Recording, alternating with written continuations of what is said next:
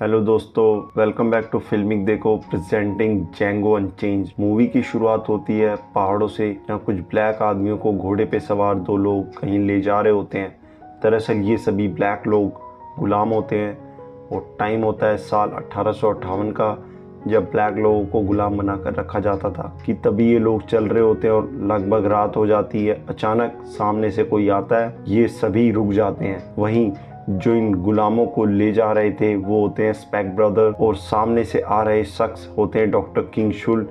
जहां SPAC brother उसे चेतावनी देकर रुकवा देते हैं और डॉक्टर किंग उन्हें शांत कर बताते हैं कि वो गुलामों के सौदागरों को ढूंढ रहे जिनका नाम स्पैक ब्रदर है। तभी वो दोनों भाई चौंकते हैं और डॉक्टर किंग अपना परिचय देते उन्हें बताते हैं कि वो एक किसी ऐसे गुलाम को ढूंढ रहे हैं जो पहले करूकन के बागानों में काम करता था। तभी स्पैक ब्रदर के गुलामों में से एक गुलाम हाँ भर लेता है। तभी और डॉक्टर किंग उसके पास जाते हैं, जहां वो अपना नाम जेंगो बताता है। डॉक्टर किंग उससे ब्रिटल ब्रदर के नाम पूछते हैं, जहां जेंगो ने सब सही बता देता है। इतनी देर में स्पैक ब्रदर डॉक्टर किंग के ऊपर बंदूक तान कर उन्हें वहां से जाने को कहते हैं, लेकिन डॉक्टर किंग उसे जेंगो का सौदा करने को कहते हैं। बात नहीं बनती, इसलिए स्पैक ब्रदर उन्हें बंदूक के सहारे डरा रहे होते हैं और तभी डॉक्टर किंग उसे बंदूक से मारकर जेंगो को उनसे खरीद कर और अपने साथ जेंगो का दाम देकर चले आते हैं। कि वहीं अगली सुबह डॉक्टर किंग जेंगो पहुंचते हैं डॉट ट्री टेक्सास में, जहां जेंगो को घोड़े पे बैठा देख लोग चौंक रहे होते हैं कि अब ये दोनों एक बार में जाते हैं, जहां डॉक्टर किंग बार के मालिक को भगा देते हैं और उसे शेरिफ नाम के बंदे को लाने को कहते हैं। जहां डॉक्टर किंग जेंगो को अपने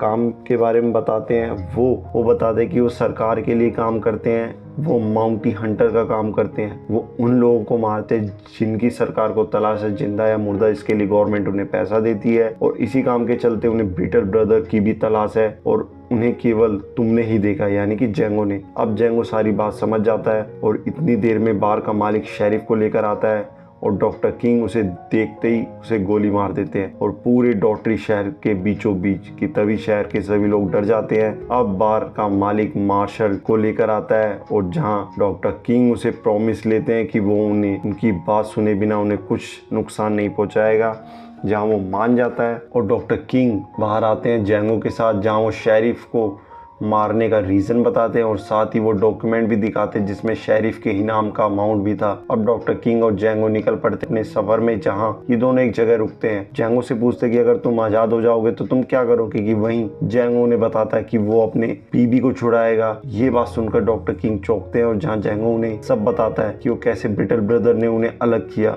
अब डॉक्टर किंग और जेंगो टेनेसी जाते हैं, जहां वो मिस्टर बेनेट से मिलते हैं। हालांकि वहां बेनेट उन्हें पहले मना कर देता है। दरअसल डॉक्टर किंग उनके यहाँ एक ब्लैक गर्ल खरीदने की बात करते हैं, लेकिन जेंगो का एक घोड़े पर आना और इनका बेनेट को बिना कोई संदेश दिए आ जाना उसे अच्छा नहीं लगता। लेकिन बाद में डॉक्टर किंग उसे अपनी समझदारी से मना लेते हैं। अब यहाँ जेंगो एक ब्लैक लड़की के साथ टहलने जाता है, जहाँ वो ब्रिटल ब्रदर के बारे में पता करता है। हालांकि यहाँ वो किसी अन्य नाम से रह रहे होते हैं। यहाँ डॉक्टर किंग और जेंगो किसी लड़की को खरीदने नहीं आए थे, बल्कि ब्रिटल ब्रदर को खत्म करने आए थे। लड़की से जेंगो ब्रिटल ब्रदर का अड्डा पूछ लेता है और वहां जाता है और उनमें से एक को वो मारता है, फिर वो दूसरे को मारता है और इतनी देर में डॉक्टर किंग आ जाते हैं, जहां वो उसके भाई को खुद मार देते हैं। और इतनी देर में वहां मिस्टर बेनेट अपनी गैंग के साथ आ जाते हैं, कि जहां डॉक्टर किंग उन्हें गवर्नमेंट का वारंट दिखा के वहां से लाशों को लेकर निकलते हैं। कि मामला अभी शांत नहीं हुआ था, कि वहीं मिस्टर बेनेट को डर था कि ये अफसर कहीं उन्हें भी तंग कर सकता है, इसलिए वो रात को डॉक्टर किंग और जेंगो की बग्गी पर हमला करने के लिए अपने गैंग के साथ आता है। लेकिन डॉक्टर किंग बहुत तेज है, कि इससे पहले वो गेम सेट कर चुके होते हैं, इसलिए वहाँ वो एक धमाका करते हैं और बाद में बिग डैडी यानी कि मिस्टर बेनेट को भी मार देते हैं और मिस्टर बेनेट को जेंगो मारता है। अब रात को ये खाना खाते हैं, जहाँ जेंगो अपनी वाइफ की बात भी करता है और यहाँ वो उसे ढूंढने के लिए डॉक्टर किंग उसका साथ देने की भी बात करते हैं। Next day doctor king Django फिर निकलते हैं एक शिकार के लिए। यहाँ वो स्मीटी बकौल को मारते हैं और उसके बाद डॉक्टर किंग शुल जेंगो को स्मीटी बकौल का इश्तेहार दे देते हैं और उसे बोलते हैं इसे संभाल के रखना। फिर ये दोनों बॉडीज को लेकर एक अफसर के घर निकल पड़ते हैं, जहां वो अपना आगे का सफर तय करते हैं। अब जेंगो और किंग शुल बर्फ के पहाड़ों से निकलकर मिसिसिपी जाते हैं। यहाँ हर तरफ ब्लैक गुलामों की तादाद होती है, मानो कि गुलामों का हब हो। यहाँ किंग शुल चैंगो की वाइफ का पता निकालते हैं। उसकी वाइफ का नाम होता है ब्रूमहिल्डा और वो एक कैल्विन कैंडी नाम के किसी मालिक के यहाँ होती है। कैल्विन कैंडी एक सनकी आदमी होता है जिसके ब्लैक लोगों की कुश्ती का शौक होता है और वो हर सौदा फायदे का करता है। साथ ही वो बहुत शातिर दिमागी भी है। अब डॉक्टर किंग शुल एक प्लान बनाते हैं जहाँ वो किसी कैल्विन कैंडी से मिलने के लिए ब्लैक लोगों को खरीदने का सौदा और फिर जैंगो की वाइफ को खरीदने की बात करेंगे। लेकिन यहाँ जैंगो उनका सहायक बनता है जो ब्लैक लोगों की कुश्ती का नॉलेज मैन है। अब किंग शुल और जैंगो मिलते हैं और कैल्विन कैंडी से जहाँ उनसे सवाल जवाब करता है और साथ ही वो काफ़ी निर्दयी आदमी है। अगली सुबह जैंगो डॉक्टर किंग जाते हैं मिस्टर कैंडी के साथ विक्टोरिया, जहाँ वो कैंडी लैंड जाते हैं। इसी बीच रास्ते में कैंडी का एक रूप और दिखता है जहाँ वो अपने खास ब्लैक मैन को कुत्तों से कटवा के मरवा देता है कि अब वहीं ये सब फाइनली कैंडी लैंड पहुँच चुके होते हैं और वहाँ मिस्टर किंग जैंगो की वाइफ के बारे में पता कर चुके होते हैं और रात को वो उसकी वाइफ से मिलते हैं जहां वो उससे जर्मन भाषा में बात कर जैंगो से मिलवाते हैं और जैंगो को देख उसकी वाइफ ब्रूमहिल्डा बेहोश हो जाती है। कि इसके कुछ ही देर बाद मिस्टर कैंडी की दावत में drink doctor king and Django होते हैं जहां ब्रूमहिल्डा भी होती है और वो सर्वेंट है, इसलिए डॉक्टर किंग उससे बार बार खाना और ड्रिंक सर्व करवाते हैं। कि वहीं मिस्टर कैंडी का एक ब्लैक नौकर है जो बहुत सालों से इनका वफादार है जिसका नाम स्टीफन है। स्टीफन को